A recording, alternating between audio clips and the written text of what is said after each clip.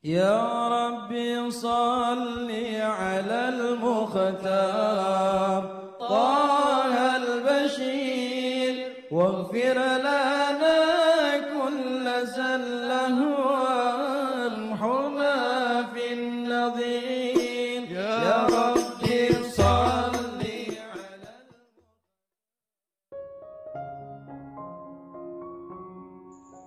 Bismillahirrahmanirrahim. Alhamdulillahirabbil alamin.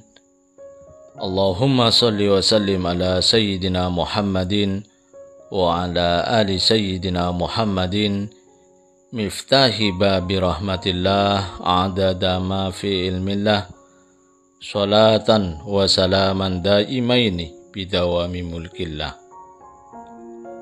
Assalamualaikum warahmatullahi wabarakatuh. Sahabat online yang dirahmati Allah, alhamdulillah kita bisa berjumpa kembali.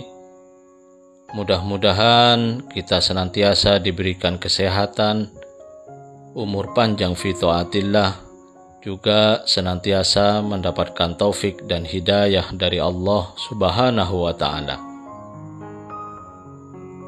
Pada pertemuan kita kali ini, mari kita ngaji bareng Habibana Novel bin Muhammad Al-Idrus, yaitu tentang hikmah di balik kisah Nabi Musa alaihissalam dan ijazah doa pendek Nabi Musa alaihissalam.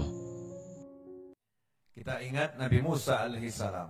Ya, Nabi Musa alaihissalam. Ketika Nabi Musa dapat wahyu dari Allah Ta'ala, kemudian diberi tugas sebagai Rasul untuk berdakwah kepada Fir'aun. Idhab ila Fir'auna innahu tagha. Itu di surat Toha ayat yang ke-24. Ya, Toha ayat 24. Pergilah kepada Fir'aun, dia benar-benar telah melampaui batas. Ini yang menarik, saat itu status Nabi Musa adalah buronan. Ya, statusnya buronan.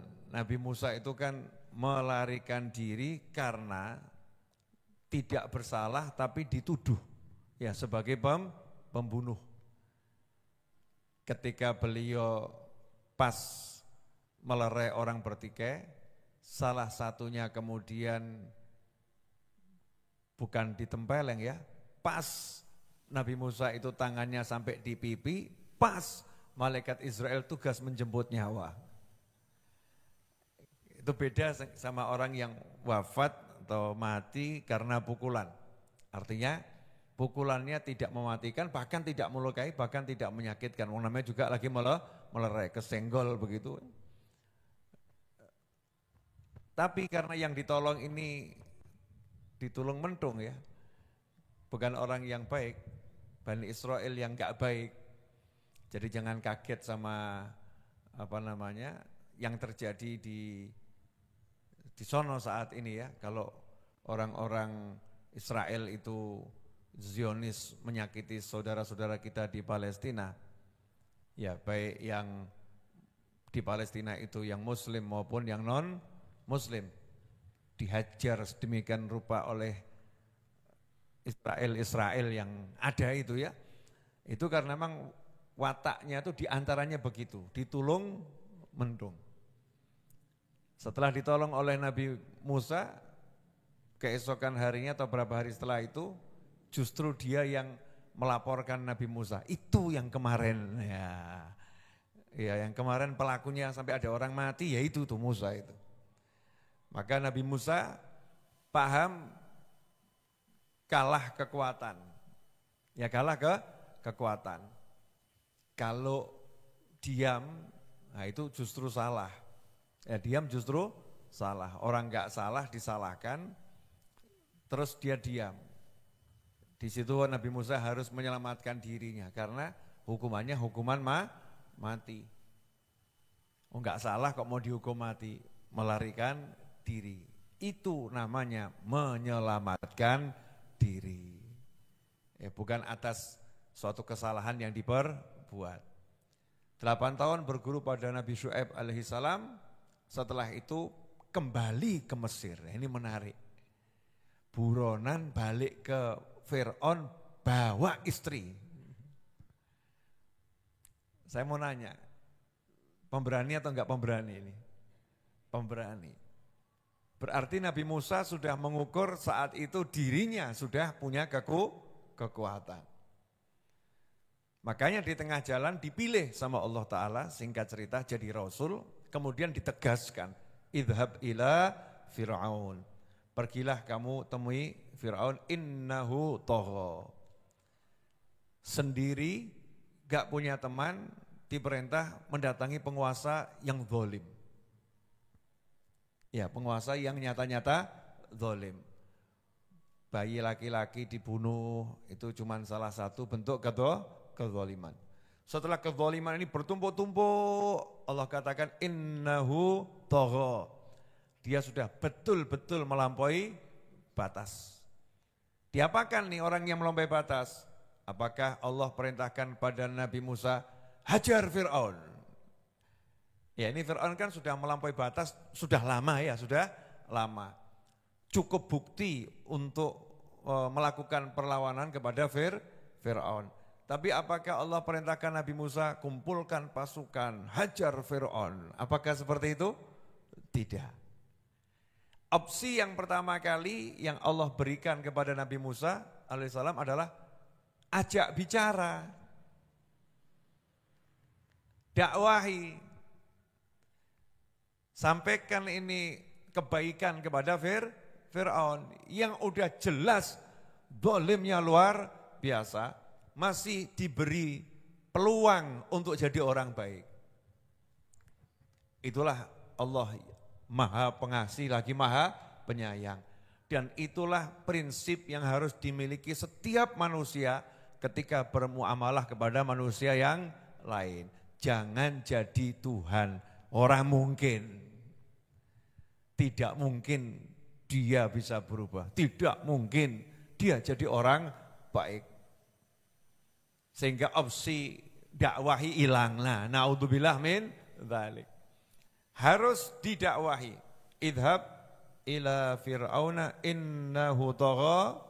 Maka Nabi Musa alaihissalam melihat dirinya, paham nih yang dihadapi ini Fir'aun bukan sembarang orang zalim. Ya bukan sembarang orang zalim.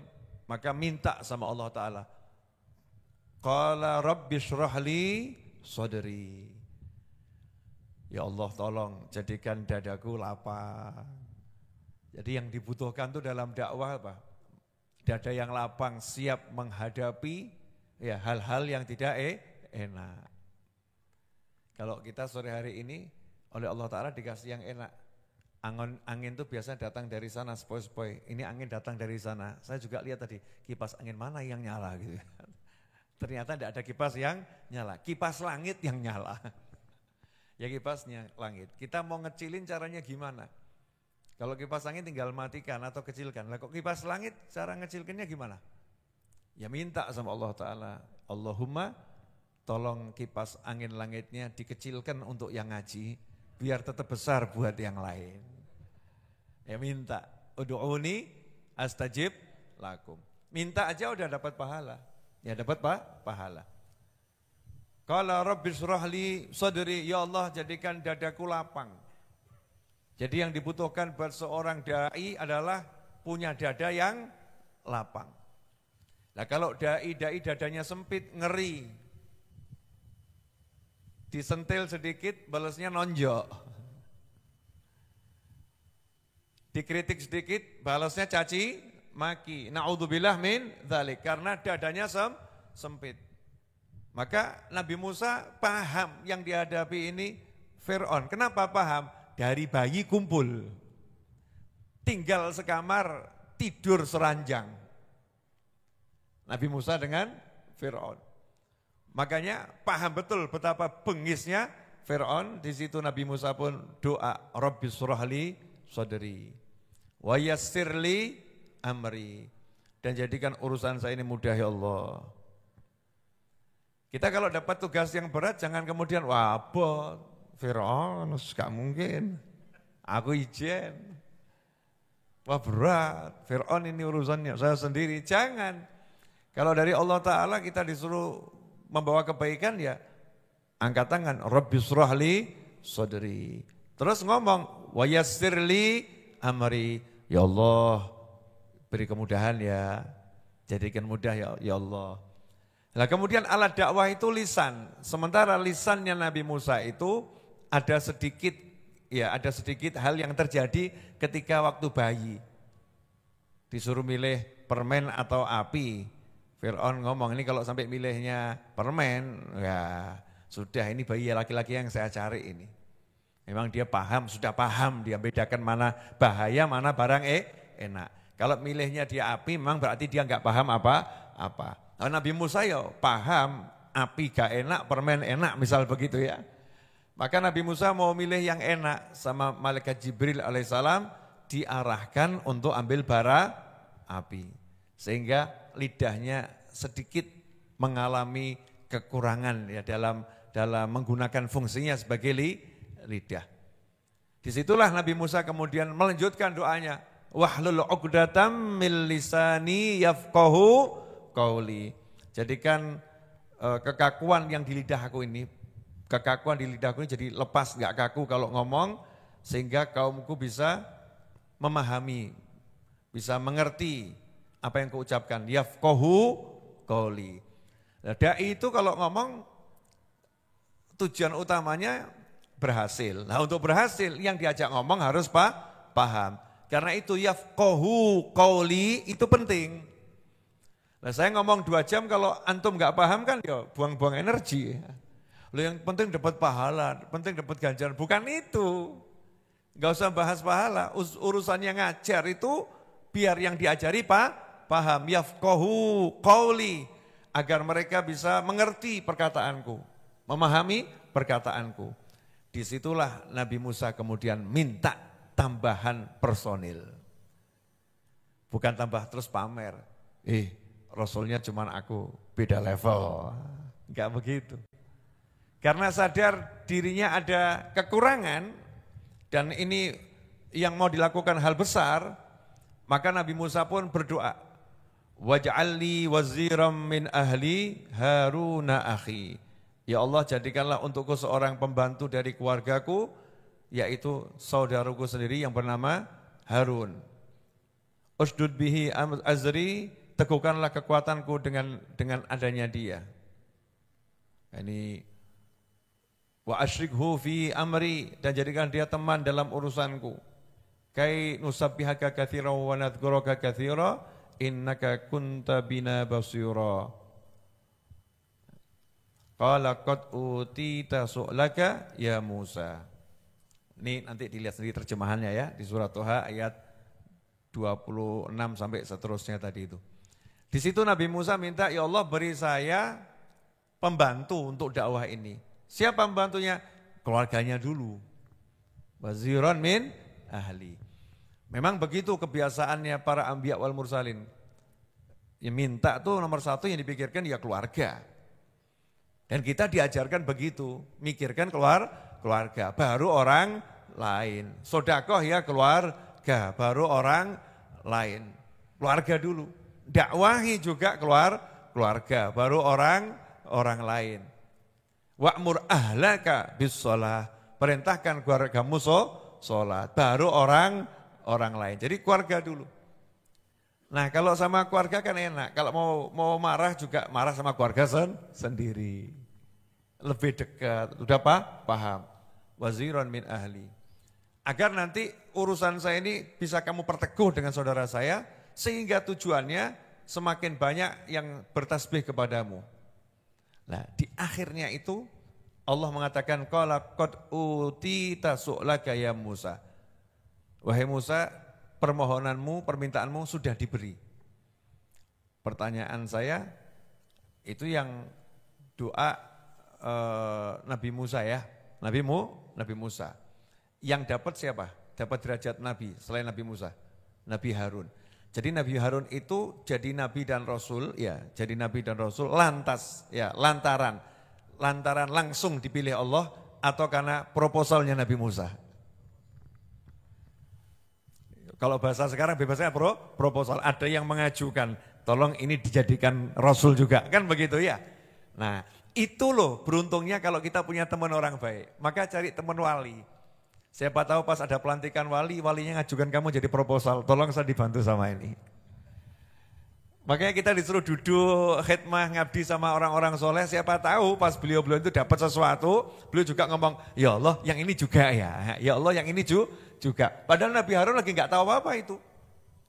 Ya lagi tidak bersama Nabi Musa alaihissalam. Jauh di Mesir. Tapi pangkatnya langsung naik. Gara-gara apa? Usaha? Bukan. Tapi karena doa. Karena doa. Jadi di sini ada banyak pelajaran. Yang pertama, ya kalau diperintah sama Allah, jangan mundur, maju. Ya, jalan aja. Tapi minta sama Allah. Yang kedua, lihat kemampuan kita. Oh, memang saya kurang mampu. Oh, saya kurang bisa. Ini masalahnya besar. Bereskan dulu masalahnya. Ini hatinya minta diperbaiki oleh Allah Subhanahu wa taala. Rabbi shrahli sadri wa yassirli amri. Nah, doa ini Rabbi shrahli sadri wa yassirli amri sampai di situ saja itu diamalkan oleh para ulama 1 hari 100 kali. Jadi antum kalau mau ngamalkan baca ini sekali duduk 1 hari 100 kali. Mau dibaca pagi boleh, sore juga boleh 100 kali. Kita kan urusannya banyak dan masalahnya banyak ya. Sementara dada kita sempit ya, urusan kita membuat dada kita sesek lagi gitu. Makanya butuh doa ini. Kemudian Nabi Musa alaihissalam sadar bahwasanya lisannya bermasalah. Maka minta pembantu. Ya minta pembantu. Jadi kalau kita ini sadar punya kekurangan dalam berdakwah, ya kita minta tolong sama orang yang punya keahlian. Jangan semuanya mau dipikul sendiri. Nanti justru enggak dapat hasil, susah. Minta tolong sama orang lain yang punya keahlian. Kemudian yang ketiga, ya beruntungnya Nabi Harun karena jadi adiknya Nabi Musa alaihissalam. Ya, jadi saudaranya Nabi Musa. Kenapa beruntung? Ya karena saat itu Nabi Harun tidak ikut, tapi dapat jabatan. Tidak ikut, tapi dapat pangkat. Gara-gara apa? Diajukan. Ya diajukan, by proposal gitu ya. Yang ini ya pengajuan. Bahasa kita sehari-hari gitu proposal, tapi kalau bahasa syariatnya kan karena doa. Nah, itulah pentingnya kita suruh kumpul sama orang soleh. Sampai kita masuk dalam hatinya. Kalau udah masuk dalam hati beliau, maka beliau dapat sesuatu, beliau akan minta pada Allah Subhanahu wa taala. Akhiran seperti Al-Habib Ali bin Muhammad bin Husain Al-Habsyi rahimahullah radhiyallahu taala anhu, itu gurunya mengatakan, saya udah sekian puluh kali sodorkan kamu kepada Nabi Muhammad SAW.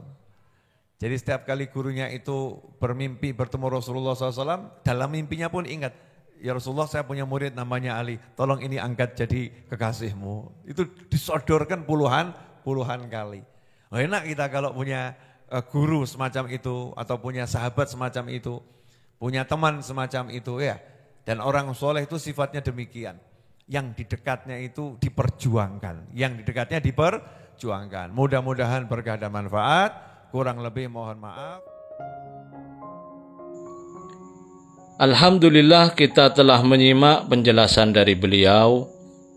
Semoga ilmu yang kita peroleh ini dari Habibana Novel bin Muhammad Al-Idrus menjadi ilmu yang bermanfaat bagi kita, keluarga dan anak cucu kita. Habibana Novel bin Muhammad Al-Idrus menjelaskan bahwa di antara hikmah yang bisa kita ambil dari sebagian kisah Nabi Musa alaihissalam ketika diberi tugas dakwah kepada Fir'aun adalah yang pertama tentang prinsip yang harus dimiliki seorang muslim ketika berinteraksi dengan orang lain, yaitu menasihati ketika mereka sedang dalam kemaksiatan, mengajak bukan mengejek, mengajak mereka kembali kepada ketaatan. Hikmah yang kedua, selalu berdoa meminta pertolongan Allah Ta'ala. Berdoa minta supaya selalu dilapangkan dada dan dimudahkan dalam segala urusan. Kemudian hikmah selanjutnya, mendekatlah kepada orang soleh. Berkhidmahlah kepada orang-orang soleh. Karena orang soleh selalu mendoakan orang-orang yang dekat dengan mereka, memintakan pangkat atau derajat yang tinggi kepada Allah Ta'ala. Dan hikmah berikutnya, ketika kita sadar punya kekurangan atau merasa tidak mampu, atau urusan yang kita hadapi berat, maka mintalah tolong kepada orang lain yang punya keahlian di bidangnya.